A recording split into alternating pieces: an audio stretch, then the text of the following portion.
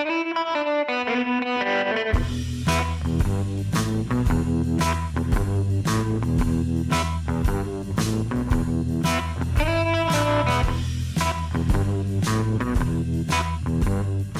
and welcome to the Imaging Wire Show. My name is Brian Casey. I'm managing editor of the Imaging Wire.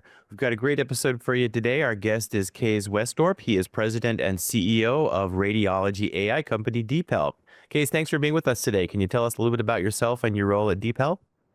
Hey, great, Brian. Thanks for having me today. Very excited about this.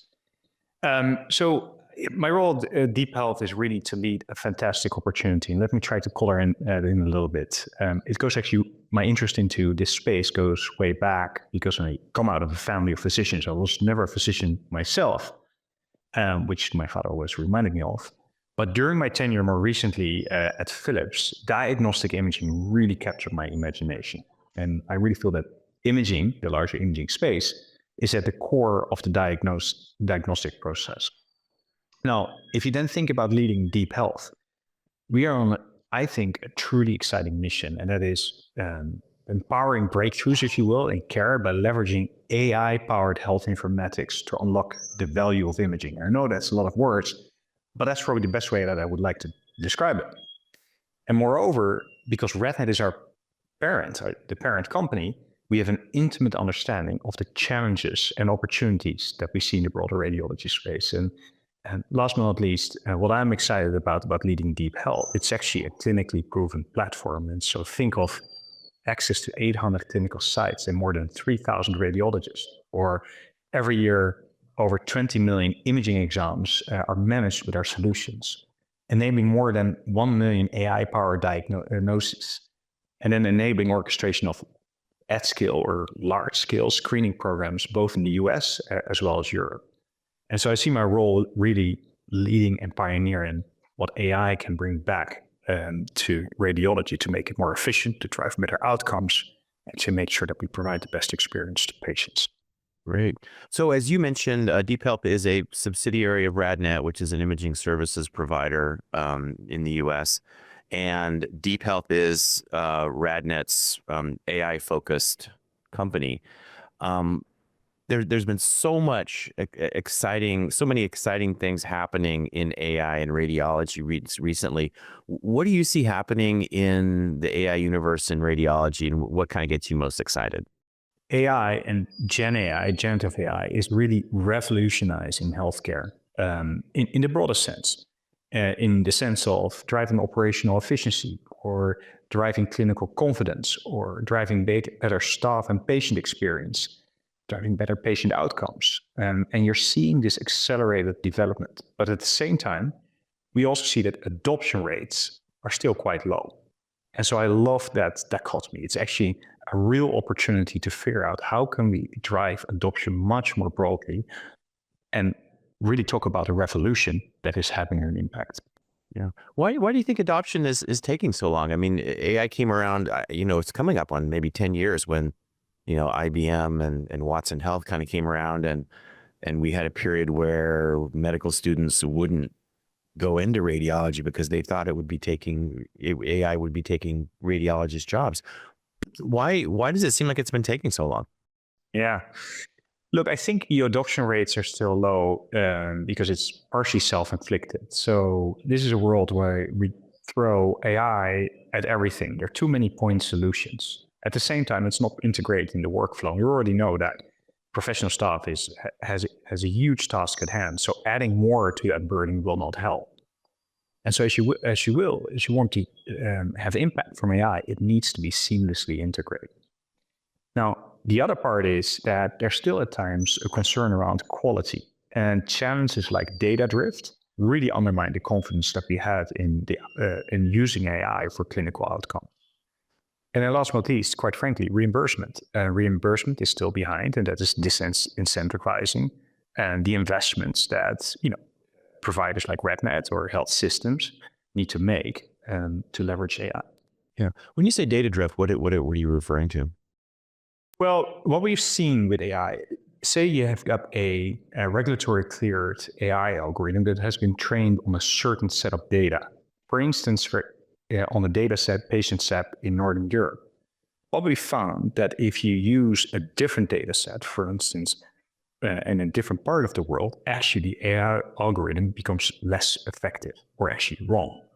And so obviously that means that all of a sudden we're talking about cleared AI, FDA cleared or CE marked algorithms that work in some instances, but not all. And that is in a broader healthcare setting where we're trying to give access to everyone in terms of the best tools that doctors can use to treat their patients, to diagnose their patients. That undermines that confidence in the AI algorithms. So this is kind of the generalizability problem, which is you train on one set of data and then you try to use it somewhere else and it just doesn't have the same level of performance. Correct. Yeah. What are some of the most promising use cases of AI to you? We've been reading a lot of papers on, and I'm talking about like point sources here. Well, actually, let's open it up, talk about any use case, because it's data reconstruction is a big, important use case that's getting more attention. Workflow management. What are some of the areas of AI that you see as being the most promising? Yeah. With DeepHealth, we're really focused on two key domains. So one is more in the clinical domain or population screening domain, you might say. And the other is driving productivity in the broader radiology workflow. And so let me give maybe two examples in the clinical domain and a few in the operational domain. The first that I can think of is actually in the US, which is RadNet's Enhanced Breast Cancer Detection Program, the EBCD program that probably people will know about. And here we're combining high quality mammography systems together with AI to optimize breast cancer screening. And our AI, DeepHealth's AI powered breast solution, has shown to increase cancer detection rates up to 21%, which is obviously very, very meaningful. It has shown to raise the detection rates of generalist readers to specialists, but it has also shown that experienced radiologists now get a boost in performance, and which is obviously a great outcome as well. And all of this, and this is a point that I'll keep stressing, it's integrated in the workflow. So it doesn't create additional burden. It actually reduces the workload burden. Similarly, so in Europe, we have our DeepHealth AI lung solution, and that is the preferred choice for over 90% of NHS targeted lung health check program. And what we've seen here is that 76% of cancers of cancers that were detected at earlier stages when radiologists are using our AI-powered solution versus 30% in the past. Obviously, I don't have to elaborate why that's meaningful, both in terms of disease management as well as lowering the cost of care. So that's the clinical domain. But we also see significant opportunity and driving actually significant opportunity with AI and Gen AI to boost productivity. Think of patient engagement, scheduling, worklist prioritization, compliance and reporting. And we're seeing actually quite some impact with our solution. So for instance, for self-scheduling, there's a 7% reduction in inbound call volumes just because 20% of the eligible patients were able to self-schedule. Now, with a cost of $12 per scheduling an exam, over millions of exams, that obviously adds to significant productivity gain. But it doesn't just stop there. So you also have smart alerts so that sites are alerted within minutes in case of suspicious lesions, or a prioritized work list for the most suspicious cases, auto impression reporting with generative AI. And then if I look a little bit into the future, and this is definitely not for now, but ultimately the theme of what we call autonomous imaging to really drive productivity at scale in imaging centers. So, Kees, we're coming up on the 1-year anniversary of DeepHealth's launch last year in 2023. What have been some of the high points in the company's evolution since then? Yeah, well, look, it's been my second month at DeepHealth, so it's a little hard for me to claim all those high points. But let me try to sketch a little bit the journey that we're on. And look, for me, the ultimate high point for this year will be the RSNA 2024. And that's where we'll showcase a comprehensive and integrated offering across operational and clinical AI. And at the center of that is our DeepHealth operating system. More to come on that shortly. But I also want to remind people that it was only at the RSNA 2023 when RadNet announced the creation of DeepHealth. It's not even a year down the road. In the meantime, in terms of milestones, we have created a cohesive and integrated portfolio consisting out of eRAD's Risk and PACS, the Aidence Lung AI, the DeepHealth Breast AI, the Chiron Breast AI, the Contact Prostate and Brain AI. So that's a massive undertaking. And we now offer modular AI-powered solution for both clinical and operational challenges based on a deep understanding of the complex radiology environment. And look, a more tangible milestone in that sense is it's just amazing to see the impact that our solutions are having for patients and healthcare providers around the world. Now, I mentioned DeepHealth operating system, DeepHealth OS. We're about to launch that at RSNA. And what this in essence is it's a cloud-native operating system that enables seamless data integration across clinical and operational workflows, fostering enhanced collaboration. And let me explain a little bit how, because I think we all sort of appreciate that radiology workflow is very complicated and siloed. And what the DeepHealth OS does, it really unifies data across the clinical and operational workflow and personalizes AI-powered workspaces for all the stakeholders in that setting. Or said otherwise, it enhances clinical and operational efficiency and improves outcomes by ensuring all health actions are well coordinated and the right data is available for the right person at the right time. And last but not least, what I find truly amazing is that as we embark on this revolution, if I may, this revolution in healthcare, we're actually seeing also a very healthy financial performance in terms of double-digit growth and double-digit profitability, which sort of underlines the unique traction that we have in the market with our solutions. What are some of the advantages that DeepHealth has being an AI company that's part of an imaging services provider? There are quite a few, but if I would name the top three that come to mind, is the first might actually be a little bit less obvious, and that is it drives us, it focuses us to build solutions that are based on real needs. And so we can't afford a technology push that we have seen in the past. We need to address the most urgent issues in a pragmatic way that are rooted in the real needs of this world. And so it keeps us quite sharp and focused.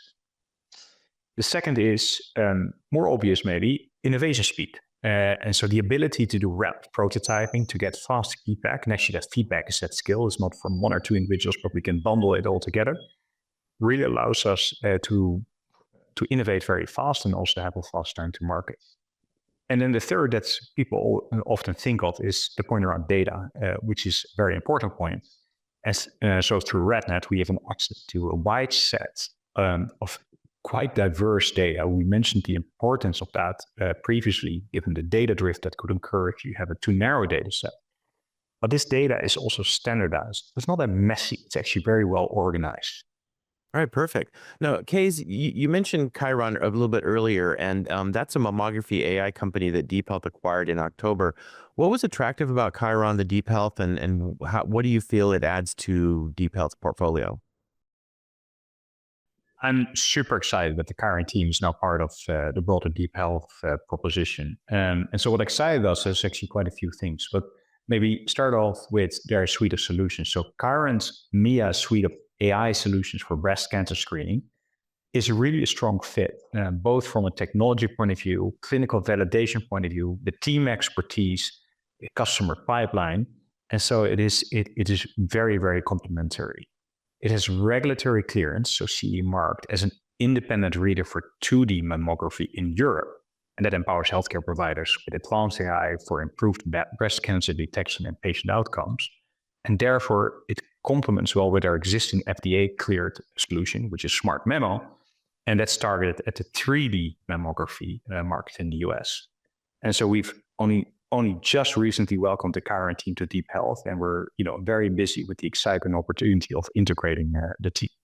Very good. So Chiron's flagship product is MIA. Is any chance you could bring that to the US? So it's not our current focus because we already got a solution in the US, and MIA is really focused on the 2D market in Europe. More importantly, we have our hands full also making sure that we can cover the European opportunity, and hence we'll focus our attention there. Now, but I did mention team expertise or clinical validation or otherwise. There's obviously horizontal opportunities across the geographies in terms of expertise levels, new insights, market knowledge, and so on and so forth. All right, very good.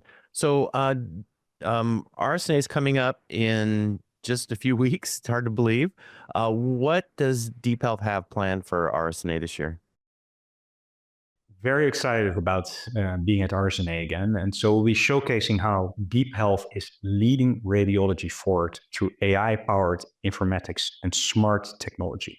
That's our overall RSNA mission statement. And what you'll see at the booth is really, it tries to mirror, it does actually quite a good job at mirroring the patient pathway across the radiology continuum. So from patient onboarding all the way to reporting and follow-up. And we've created very interactive sections, 4 interactive sections. The first is smart center operations. So this is all about solutions to increase productivity, improve and create better patient and staff experience. Smart image acquisition as the second key area, which is all about our solutions to increase patient access with improved efficiency, drive image quality, drive seamless collaboration. And then as a third area, smart image interpretation. And this is all about increasing clinical confidence and the reduction of non-clinical tasks for productivity.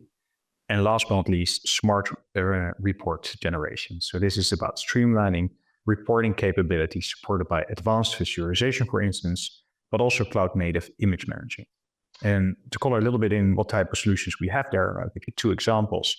One is in the virtual collaboration domain, Tech Live, which is the solution to empower care teams to collaborate seamlessly across multiple settings, therefore improving efficiency and enabling a better patient experience. And the second solution I would like to talk about is Smart Memo. I already referred a little bit to that as part of, for instance, the EBCD program, which is really an AI-powered SaaS solution, enhancing diagnostic accuracy and optimizing workflow efficiency. And so it enables high-volume breast cancer screening programs, as an example. The solution prioritizes cases based on suspicion levels, which will be very helpful for compliance also. And it ensures seamless integration and interoperability with existing healthcare IT infrastructure. And this is important because we don't require a health system to completely standardize from the get-go on all of our solution and infrastructure. We have interoperable modules that we can implement into an existing IT infrastructure. Now, there's much more at RSNA, obviously, and you can tell that I can't wait to be there to show that all to you and the many others who will be attending. Well, I can't wait to see it. DeepHealth has got some big news to announce, and you guys have implemented an alliance with GE Healthcare. Kees, can you talk a little bit about what that involves? Yeah, thanks, Brian. It's very exciting. It's the first step of a strategic collaboration with GE Healthcare to further innovation, commercialization, and adoption of AI in imaging, all the themes that we sort of talked about that we wanted to drive. And together we aim to develop smart technology solutions that harness the transformative power of AI to address the most important challenges across the imaging value chain. And the first step that we'll do is that we bring together our Smart Memo solution with GE Healthcare's patient-centric Senograph Pristina mammography system. And so this solution will really include a cloud-native viewer with PACS functionality, fast image loading, real-time data rendering of multimodality images, and it's accessible from all workstations and locations in the chain. It will have an integration with the radiologist's work list and reporting tools, and will have AI detection tools that offer automatic lesion localization and degree of suspicion level. And that's obviously important because it's an effective in diverse population and for high dense breast tissue. Now, moreover, this is really an example of smart technology that enables large volume diagnostic programs, screening programs, and improves the workflow. For instance, by providing alerts in real time, allowing better patient compliance, and allowing better patient experience. And if I think back a little bit about my career, this partnership really embodies a shift in the industry where traditionally informatics and systems, so diagnostic systems like scanners and informatics like PACS, that were even part of the same organization, have struggled to come together for better solutions. We're now bringing that better for a seamless integration. And to be clear, this partnership enables GE Healthcare to distribute Smart Memo and other DeepHealth portfolio solutions to imaging providers in the US. So it it will drive scale. We also foresee that as a next step, that we intend to explore areas of collaboration in other modalities, as well as other clinical domains. So this is the start of something great, in my opinion. Kees, thanks so much for being with us today. What can we expect to see from DeepHealth in 2025, your second year of operation? Look, Brian, I hope that that I was effective at trying to outline this, that we envision a healthcare landscape, if you will, where AI, where advanced AI, where Gen AI is seamlessly integrated with workflows and systems, leading to greater efficiency and clinical confidence. So that's maybe the overall mission that we're on. But we also know that we need to do this together with healthcare providers and partners. And so with them, I really hope to show in 2025 that we push the boundaries of what's possible in healthcare. So not futuristic, but also pragmatic steps into 2025, making us smarter, more efficient, and more focused on what truly matters, which ultimately is patients, people.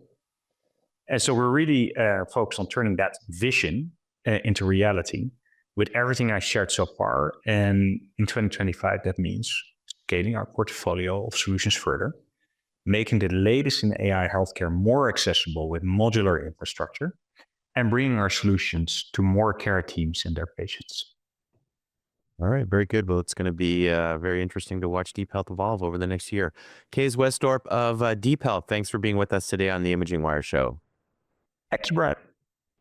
Signing off for the Imaging Wire, my name is Brian Casey.